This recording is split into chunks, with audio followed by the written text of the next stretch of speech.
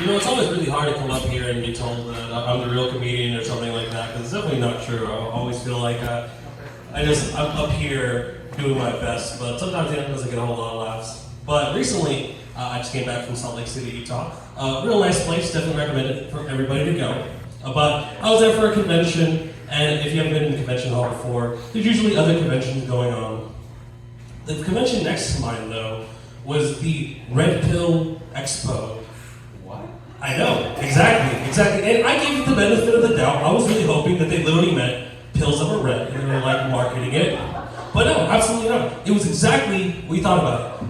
Full of just like hyper right-wing people. And you know, if you believe it or not, I don't really care. I just find it really funny that they're going along with the meme that's being called red pill. But, you know, I do this stand-up shit as a hobby, and I have to go there. I have to go get material for this shit because I find it hilarious. And I have to tell people about it because I find it so funny.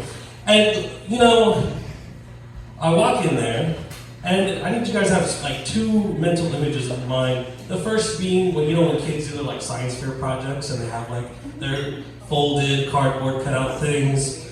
Keep that in mind. And the second being, there's like a scene in the movie Seven where they like open up notebooks and they see the serial killer's handwriting. He's writing like this 2-font shit, and it's like all over there, and there's a bunch of weird ass annotations all over the place. It looks insane. That was every single fucking booth at that whole location. I don't understand how people look at that and go, yes, this is exactly what I believe in. You will make such good points in your like 2-font, like MLA is 12, guys. Like, I don't know. It's fucking insane. And something that I always like to do whenever like a hyper conspiracy theorist comes up to me and tells me something like, the moon isn't real, or the election was rigged, I always have to like level them up a little bit. Like something to get them to stop talking to me is usually I tell them something even more insane. So something like, oh, you believe the moon is real? Nah, let me tell you the real truth. But my favorite thing to do is tell them Metal Gear Solid lore. And if you guys don't know what that game is, thank you. That's a Japanese action RPG, so clearly a work of fiction. But I'm walking around this Red Pill Expo, and these guys are like coming up to me, they're like, brother, you know that the election was stolen from my man, Donald Trump. And I tell them, you know the whole democratic process is ran by the Shadow Patriots? And see, the Shadow Patriots came originally, their main combatant is Foxhound, and their main agent is a man named Solid Snake. And I just go on, and I kept going. Because I love the game. I keep going through the lore, and you think like, usually again, they usually stop talking to me. They usually like, this guy's a fucking whack job. But no, people like started surrounding me, really believing what I was saying, like really like amping it up, like I always knew it, and all the fucking Shadow Patriots in the middle road and everything's a time and a child. No, that's not, no, like, I have to keep going with the bit, because now it's too late. Now I'm like enfranchised. I can just say, oh, JK guys. So I'm going along with it. I keep telling Metal Gear Solid lore, like, there's a lot of games, so I can keep going. I even got to the giant weapon known as the Metal Gear, giant robot thing that's somewhat amphibious, and they were still really buying it. And eventually, security came up to me because they realized, because security were reasonable, they realized I was fucking fooling these guys and making a joke of them. And they're like, buddy, you gotta get the fuck out of here. And these people were actually like, no, he's telling the truth. Like, he's really, like, don't get this guy out of here. Like, it's insane. Like, I'm like, with the security guards, like, get me out of here. But I had to keep the light up. So I'm like, no, you see, that's them trying to tell me to be quiet, the Shadow Patriots. So now, you know, every day I'm gonna look up the Shadow Patriots in Google, and obviously, I'm gonna get a bunch of Wikipedia articles for the video games, but I'm hoping one of these days I see, like, Shadow Patriots are real on Facebook or something. But, that, you know, think of that actually even makes it better. I hope all those people went home and looked up Shadow Patriots and saw all this Wikipedia lore that keeps going, and that's exactly what I said. And they're like, oh, this must be true. They even have, like, diagrams and, like, drawings, even though they're just, like, video game art. But yeah. Absolutely insane visiting other parts of the country. Recently, also like a few months ago, I got to visit.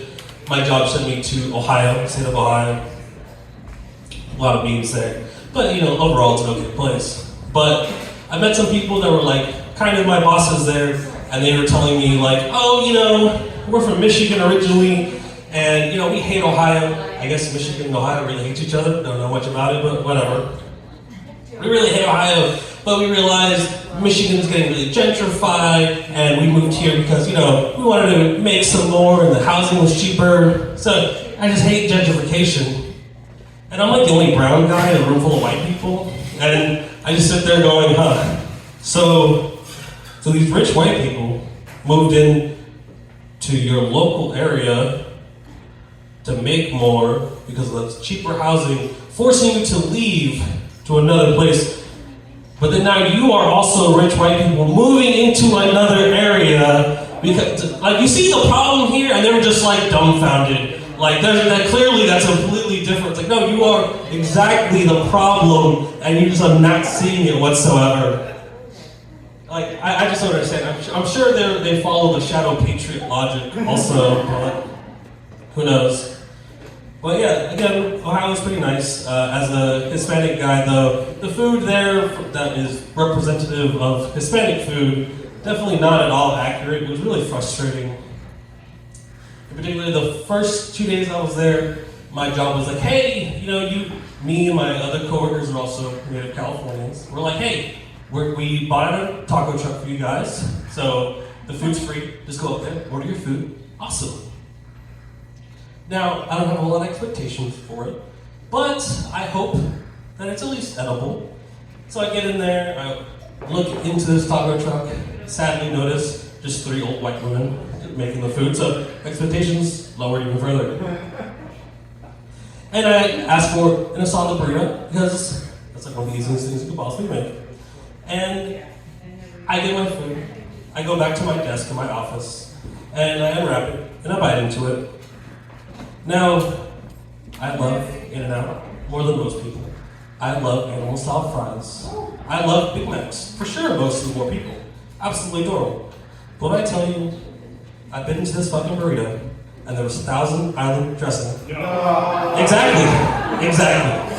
Now, absolutely. Now, you see, I've been into this burrito, put it down, and I thought, you know, I've met literal Nazis before, with swastika tattoos on them, and like pure hate crimes, and this definitely was more offensive to me than meeting those neo-Nazis. And I'm sure they also believe in the shadow patriots, so absolutely ridiculous. Thanks everybody for listening to me.